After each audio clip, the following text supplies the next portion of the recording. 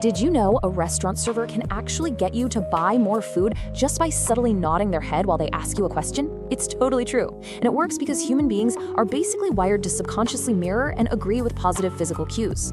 We love to think we're always in complete, rational control of our choices, right? But the truth is, our brains are running on some very predictable, deeply ingrained software. Because let's face it, you and I deal with the exact same frustrating stuff every single day. Creepy subway stairs that make your skin crawl, lazy coworkers who just drag the whole project down, awkward arguments that escalate for literally no logical reason. These aren't just annoyances, they're the friction of daily life. So in this explainer, we're going to break down the ultimate survival guide derived from our source material to help you breeze right through them.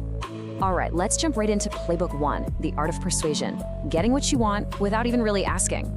Okay, here's a massive psychological tweak for when you need a favor. Never, and I mean literally never, start a request with the words, could you?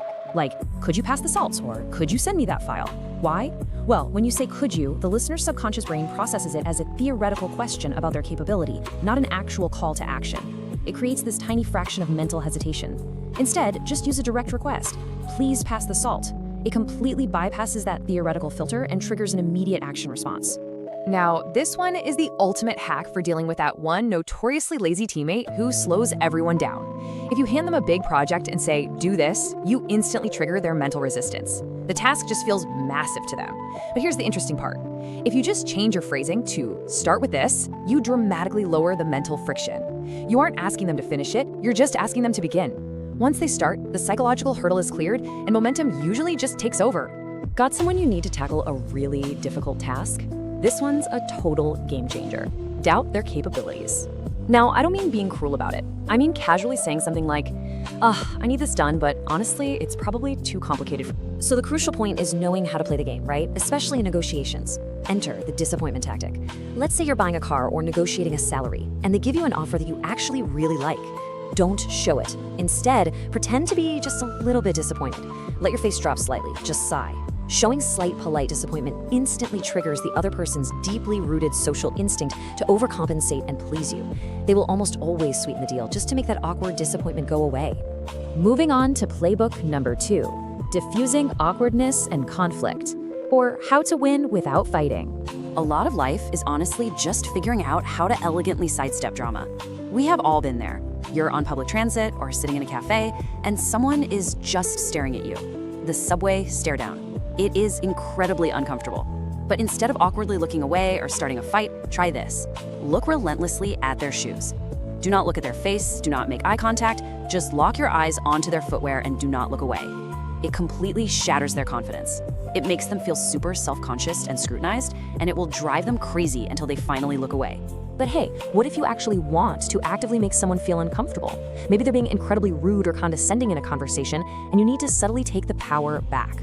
Flip the script by locking eyes directly on their mid-forehead. Not their eyes, just right in the middle of their forehead. It completely throws off their psychological balance. They won't know exactly what's wrong, but they'll feel intensely exposed and completely lose their conversational footing. What about when someone's lying to you or just completely dodging a question? Here is your 2-step cheat code. First, just make a pause. Second, maintain intense eye contact. When someone gives you a dodgy, evasive answer, do not say a single word. Just stare into their eyes in total silence. As humans, we absolutely hate awkward silences. The other person's brain will panic, and to fill that incredibly uncomfortable void, they'll usually start babbling, and more often than not, they will end up blurting out the truth. Now, when you have to confront someone about a mistake, the word you is essentially a verbal hand grenade. If you say, you messed up this report, the listener's brain immediately shifts into a deeply defensive fight or flight mode. The conversation is doomed. But if you simply rephrase it to, this report was messed up, you completely remove the direct accusation. It becomes a shared problem to solve rather than a personal attack, which keeps the peace while still getting your point across. And if someone is just coming at you with pure, unadulterated drama, use the oldest trick in the book, because it is scientifically sound. Kill them with kindness. If someone's trying to drag you into a shouting match, offer them a genuine, unexpected compliment. Like, wow, you are so passionate about this. I really respect your energy. It instantly short-circuits their brain. Anger requires resistance to fuel it. When you offer zero resistance and instead offer kindness, their anger has nowhere to go and just totally fizzles out. All right, on to Playbook number 3, Hacks for Your Own Brain. Outsmarting your own mind. These are the internal cheat codes to optimize your daily performance.